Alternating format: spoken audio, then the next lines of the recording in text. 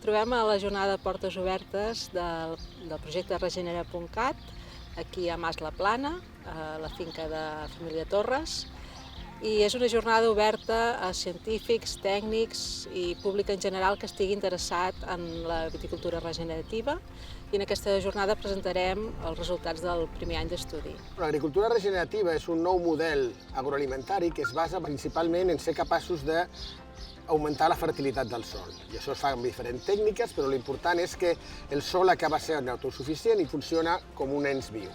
Amb la viticultura regenerativa, al final el que volem és fomentar la biodiversitat, de fer unes vinyes més resilients, d'alguna manera de retenir una mica més l'aigua, d'alguna manera també de reduir l'erosió i potenciar tot el que és el tema de la microbiota del sòl per fer que les nostres vinyes siguin més resilients. Ens hem focalitzat en millorar la vida dels nostres sòls aplicant compost i sembrant cobertes vegetals.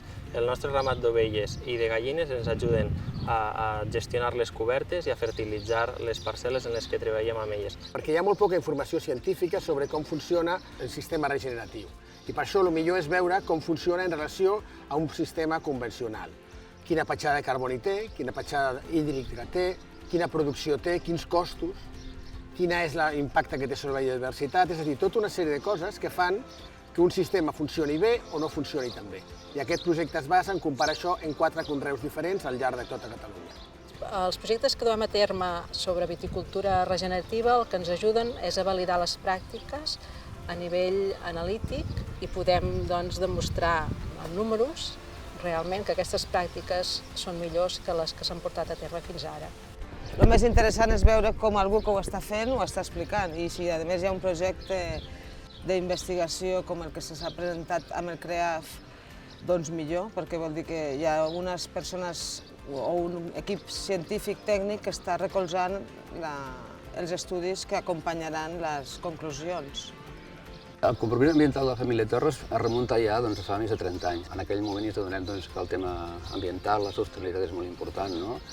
I comencem a articular accions ja d'economia circular, amb les aigües, els residus, amb el tema dels envasos, amb el tema de la biodiversitat, amb temes forestals, i empaquetem totes aquestes accions que estaven fins ara disperses en un programa que és el programa Torres en Earth. El que més m'ha agradat és que ha sigut breu, ha sigut molt clara i s'ha explicat molts detalls de l'agricultura regenerativa. S'han tocat tots els temes però d'una manera breu i clara.